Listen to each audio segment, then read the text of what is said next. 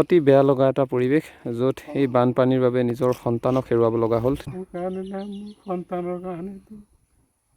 13 বছৰীয়া সন্তান, সেই 13 বছৰীয়া সন্তান পানীত উটি গ'ল আৰু হেঁপাহৰ মৰমৰ কুকুৰ পোৱালিটোক বচাবলৈ গৈ 13 বছৰীয়া সন্তান পানীত উটি গ'ল আৰু তাৰ দুখত বৰ্তমান সময়ত পিতৃ মাতৃ সকলো কান্দোনত ভাগি পৰিছে। আৰু ইয়াৰ পৰিৱেশ মই কৈছোঁ বামুণ পুখুৰী অবৰ্ণনীয় এটা পৰিৱেশ, যিটো মই আপোনালোকক বুজাবৰ কাৰণে একচুৱেলি মই নিজে মানসিকভাৱে ভাগি পৰিছোঁ, য'ত পিতৃ মাতৃৰ একমাত্ৰ সন্তান আছিলে আৰু এই সন্তান 13 বছৰীয়া সন্তান,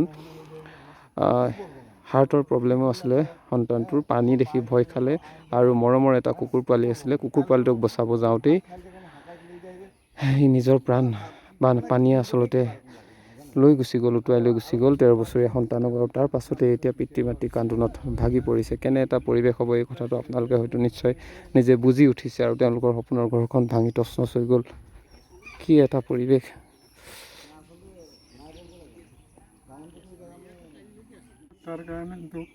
হয় হয়, এই কেইবছৰীয়া আছিলে আপোনাৰ? 13 বছৰ। ল'ৰা নে ছোৱালী? ল'ৰা। পানী হওঁতে পানীত মানে গুচি গ'ল, আপোনালোকৰ ওচৰত নাছিলে নেকি? মামা ঘৰলৈ পঠিয়াই দিছিলে। ওচৰতে আছে, মই ভাবিলোঁ তাত পানী নহয়, যা বেটা বুলি ক'লোঁ। আৰু অকণমান তাৰমানে হাৰ্টৰ প্ৰব্লেম আছিলে, চাহনি আছিলে, সেইটো কাৰণে মই পানীত লগাব বুলি পানী নহয় তাত, সেইকাৰণে মই তাত পঠিয়াই দিলোঁ। অকলে পঠাই দিছিলে? পানী হোৱাই নাছিলে, ৰাস্তাটো পানী নোহোৱা নাছিলে। পানী দেখি মানে হেৰি হৈ গ'ল।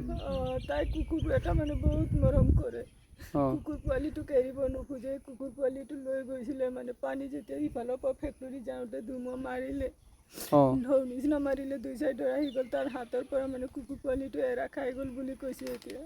কুকুৰ পোৱালিটো এৰা খাই গ'ল। তাৰপিছত কুকুৰ পোৱালিটো ধৰোতে সি পৰিছে বোলে, পৰি মানে পানীও খালে নে কি নাজানো, আমি ইয়াত ফচি গ'লো আৰু নেপালেগে। 13 বছৰ হৈছিলে ন? 13 বছৰ। তাৰপিছত আমি ইমান নাও মাতিছোঁ, ইমান ফোন কৰিছোঁ, নাই কোনো সহায় নকৰিলে। ফোন নাই, কোনোবাই ৰিপ্লাই কৰিছে, নাই কোনোবাই যে সঁচা কথাটো কৈছে। তাৰপিছত আপোনালোক ঘৰতে বন্দী হৈ থাকিলে, ঘৰো ভাগি শেষ হৈ গ'ল।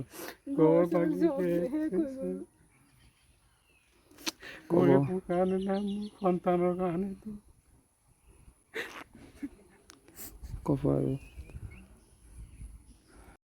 নাপালে।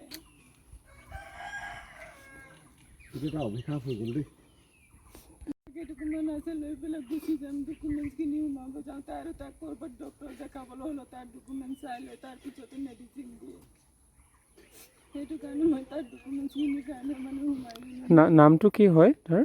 মোৰ নাম ভাৰতী পানিকাই, নাম দীপক পানিকাই আৰু ল'ৰাটো প্ৰতাপ পানিকাই। প্ৰতাপ পানিকাই।